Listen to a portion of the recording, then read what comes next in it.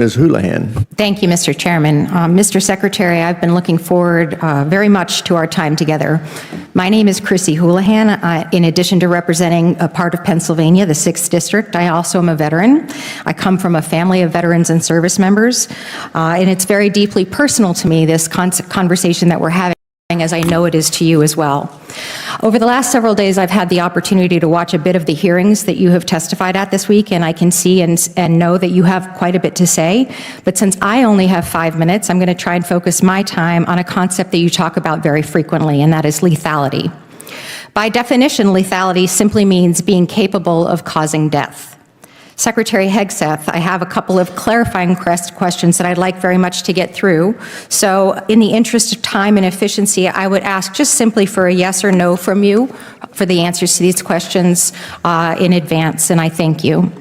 So given that definition of lethality, would it be fair to say that both men and women are, generally speaking, capable of causing death? Welcome back to the Constitution Corner, the home for unapologetic truth, common sense, and constitutional values. If you're tired of woke politics replacing military readiness, of leftist lectures replacing battlefield leadership, then you're in the right place. Make sure to hit that like button, subscribe, and ring the notification bell so you never miss an episode where we defend truth, tradition, and American strength. It depends. Yes or no, sir? Depends on the context. Yes or no? Yes or no? Are men and women capable of causing death? It depends on the context. Yes or no? It depends on the context. It's unbelievable to me that you can't come up with an answer whether or not a man or a woman can cause death. That's an obvious yes. Would it be fair to say that the U.S. military trains our soldiers in multiple ways to be capable of causing death, whether they are men or women? That's a big part of our job. Yes. Would it be fair to say that both men and women are capable of pulling a trigger of a rifle to cause death? Yes or no? Sure. And would it be fair to say that both men and women are capable of operating an unmanned combat drone or maybe pushing a button to launch a missile to cause death again? Yes or no?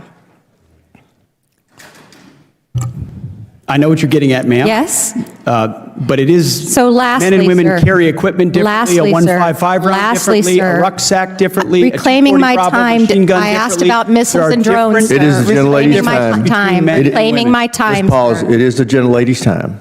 Would it be fair, finally, to say that both men and women are capable of piloting a jet or a helicopter to combat people and to cause death as a consequence? A lot of wonderful female Yes pilots. or no? So while I agree with you that physical fitness, as you were mentioning, is a very strong and important component of lethality, the warfighter that you have written about in your books and talked about on various podcasts is but a very, very small piece of the overall lethality picture. In fact, we estimate only about 10% of our military personnel are directly involved in the kind of combat that you're referring to. Rather, 90%, that's the math, of our troops are doing other jobs that support and enable those 10%. So to put it simply, lethality cannot be measured solely by the damage that a 6'3", 225-pound Christian male with a rifle can do to the enemy anymore. Sure, I agree he's part of that solution, but it is an incomplete and at best very dangerous and very homogeneous description of that.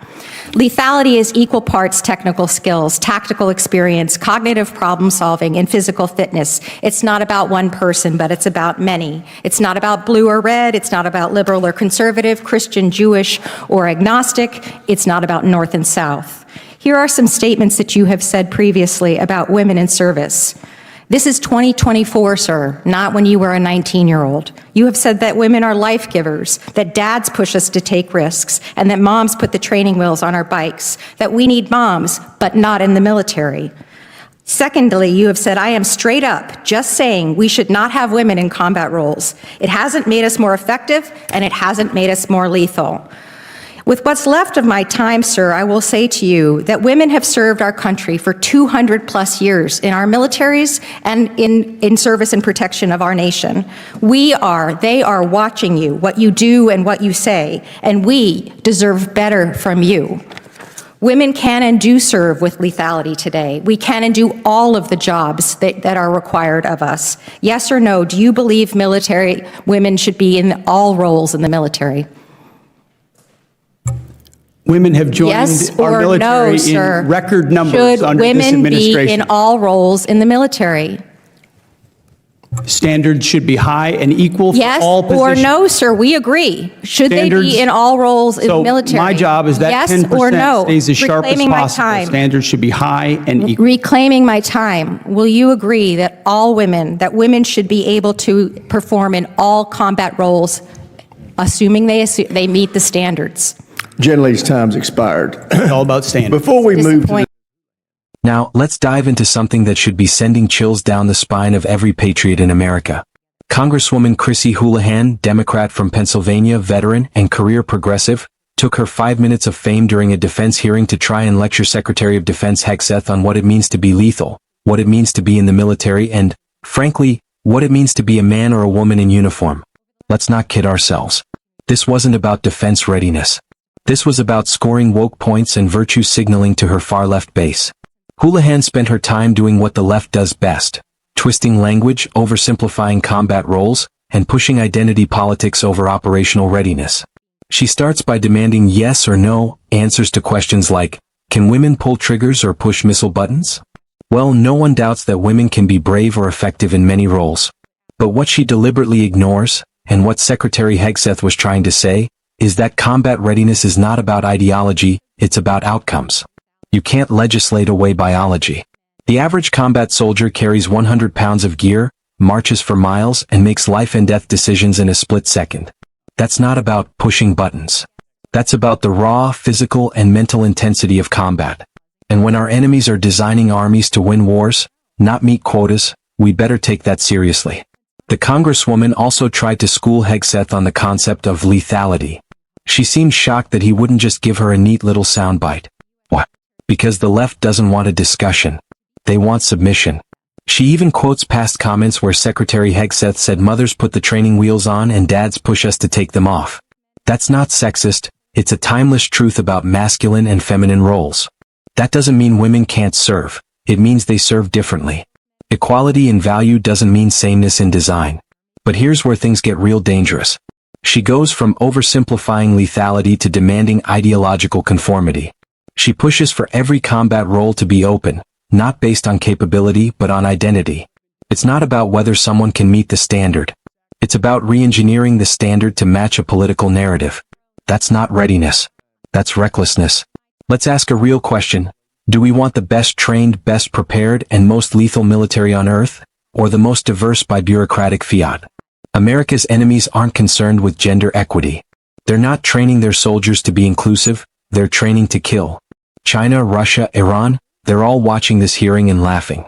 Because when American leadership is debating pronouns and sensitivity, they're drilling for war. What happened to leadership that understood mission readiness, discipline, and chain of command? Secretary Hegseth has his flaws, sure, but at least he's trying to bring back a standard of excellence rooted in performance, not politics. This isn't just about the military. This is about the American spirit. Are we still a nation that values toughness, grit, and sacrifice? Or are we becoming a country that lets left-wing ideology gut our institutions from within? It's time to draw a line. Congress should not be a lecture hall for woke ideology. It should be a forum for truth. And the truth is, war isn't woke. Combat doesn't care about your identity. And our troops deserve leadership that prepares them to win, not pander. So let's stand for what made our military great. Let's demand that standards remain high, mission-focused, and untainted by political fashion. That's all for today, patriots. If you agree with this message, smash that like button, subscribe to the Constitution Corner, and share this video with someone who needs to hear it. We fight for truth. We fight for America. And we'll never apologize for it. We are the Constitution Corner, where Americans' root guides its future. Until next time, stand strong, speak truth, and may God bless the United States of America.